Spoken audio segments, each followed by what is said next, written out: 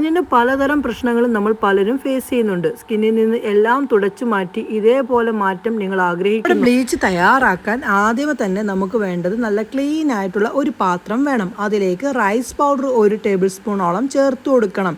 അങ്ങനെ rice powder ചേർത്ത് ഇനി ഇതിലേക്ക് 1 ടേബിൾ സ്പൂൺ നമ്മുടെ ഓറഞ്ച് പീൽ പൗഡർ ചേർത്ത് കൊടുക്കണം. ഒരു 4 മണിക്കൂർ ഇളം ചൂടുള്ള വെള്ളത്തിൽ കുതിരാനായിട്ട് വെച്ച നമ്മുടെ ഉലുവയുടെ ആ ഒരു വെള്ളം 1.5 ടേബിൾ സ്പൂൺ ചേർത്ത് കൊടുക്കേണ്ടതാണ്. അങ്ങനെ ഉലുവയുടെ വെള്ളവും ചേർത്തിട്ടുണ്ട്. അതിനുശേഷം ഇനി ഇതിലേക്ക് നമ്മൾ അടുത്തതായിട്ട് ചേർക്കാനായിട്ട് പോകുന്നത് നമ്മുടെ സ്കിന്നിനെ നാച്ചുറലായിട്ട് ബ്ലീച്ച് നൽകാൻ സഹായിക്കുന്ന ഒന്നാണ് ലെമൺ ജ്യൂസിൽ നിന്ന്. ലെമൺ ജ്യൂസാണ് നമ്മൾ ചേർത്ത് കൊടുക്കേണ്ടത്. അരമുറി ലെമണിൻ്റെ ജ്യൂസ് ചേർത്ത് കൊടുക്കുക. ഇവിടെ ഞാൻ ബോട്ടിൽ മേടിച്ച് വെച്ചിരിക്കുന്ന ജ്യൂസാണ് ചേർത്തേക്കുന്നത്, അതായത് ലെമൺ ജ്യൂസ്. അതിനുശേഷം നല്ല പോലെ മിക്സാക്കി കൊടുക്കുക.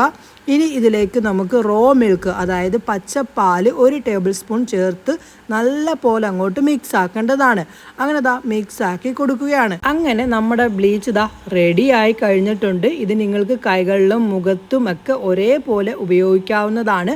അടിപൊളി റിസൾട്ടാണ് നിങ്ങളുടെ സ്കിന്നിന് ഈ ഒരു ബ്ലീച്ചിൽ നിന്ന് കിട്ടുന്നത്. എന്തായാലും ഫേസിലേക്ക് ഇടാം. അങ്ങനെ നമ്മുടെ ബ്ലീച്ച് ഫേസിലേക്ക് ഇട്ട് കൊടുക്കുകയാണ്.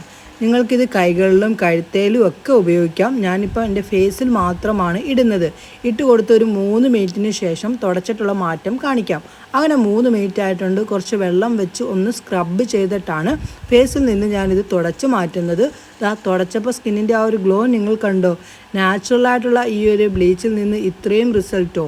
നിങ്ങൾ ഒന്ന് ചെയ്തു നോക്ക്. നിങ്ങളുടെ സ്കിൻ വെട്ടിത്തിളങ്ങാൻ പുറത്തു നിന്നുള്ള ബ്ലീച്ച് ഒന്നും ചെയ്യേണ്ട, ഈ ഒരു ബ്ലീച്ച് ചെയ്താൽ മതി.